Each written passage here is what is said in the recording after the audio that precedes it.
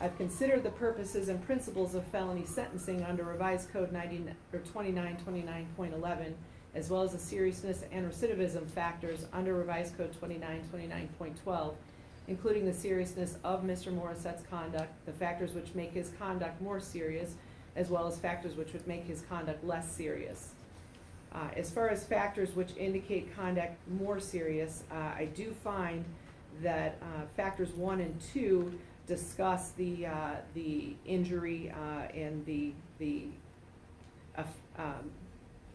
physical, psychological, or harm to the victims. And I do find there was harm to the community, to the students, to their families, to the staff, to a number of people. I do find that there was psychological harm that occurred.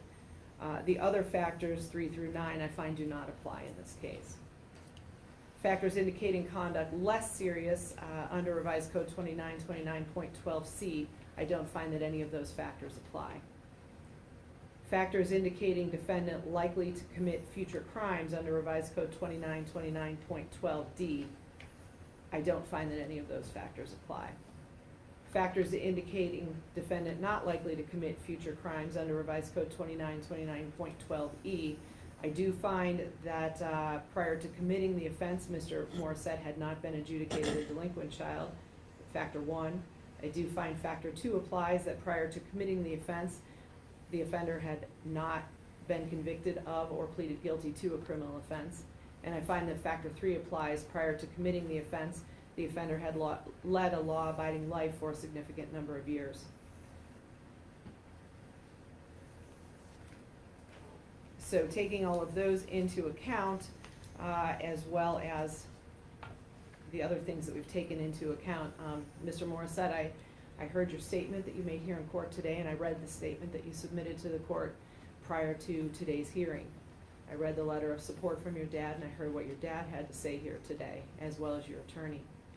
I understand that you were depressed, and I understand that you were in a horrible place after losing your mom. I'm not unsympathetic to the situation you were in, and I believe and understand that you were in a really bad place.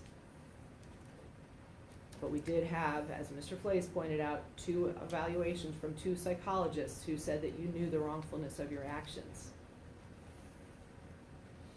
This was not a snap, spur-of-the-moment decision. The evidence demonstrates that you had a plan. You've pled guilty to attempted murder. Mr. Pleas referenced the videos on your phone, both the ones that you made and the ones that you watched. You also packed a gun and 3 fully loaded magazines in your backpack and took them to school with you.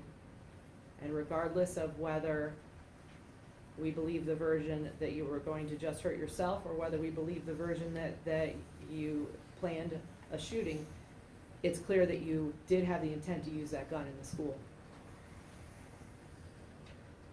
Once again, based on what was found in the videos on your phone, based on the fact that you took 3 fully loaded magazines, the evidence does show that you planned to carry out a school shooting.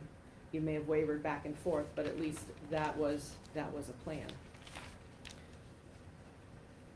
Now, we know that no one was physically hurt by your actions that day, but we can't say that nobody was hurt. The entire community was terrorized. When that shelter in place occurred, it was terrifying for the students, it was terrifying for the faculty and staff, it was terrifying for their parents and families. And some of the responding officers that responded that day were some of the same ones that had to respond at Chardon High School. You can't say no harm was done to them. Your conduct in establishing this plan and taking action to carry it out has to be taken seriously, and the sentence has to reflect the seriousness of that matter. For that reason, I find that the state's recommendation is appropriate. As to count 1, I sentence you to a term of prison of 8 years in prison. Due to the Reagan-Tokes law, then there would be an additional possible 4 years that would be at the discretion of the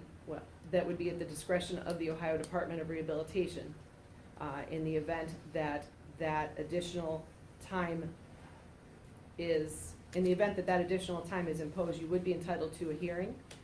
So that would be a total possible maximum of 12 years. Counsel, did I explain the Reagan-Tokes law Yes, Your Honor. appropriately? Yes, Your Honor, for the record, we object to Reagan-Totes, just for the record. I understand, thank you. Thank All right, I also order forfeiture of the Smith & Wesson 910 handgun. Then as to count 2, I order that you serve 12 months in prison and that be served concurrent with the sentence for count 1.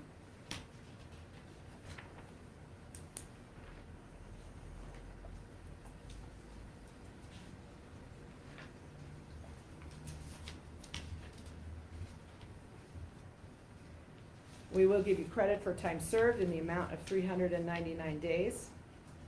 I am going to, and I guess I'll ask Mr. Flays. Mr. Flays, is the state moving at this time to dismiss the first and second specification to count 1 as well as count 3? Yes, Your Honor, we are. Okay. The first and second specifications to count 1 are dismissed, and count 3 is dismissed. Mr. Morrissette, I order you to pay the court costs in this case. If you fail to pay any financial penalty or cost, the court may order you to perform up to 40 hours a month of community service until the court is satisfied that you're in compliance with an approved payment schedule. If you perform community service on this basis, your financial penalty or cost will be reduced to the extent of the federal minimum wage.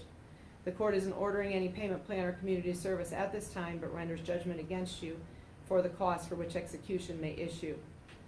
I will limit the amount taken from your inmate account while you're incarcerated to $5 a month toward that.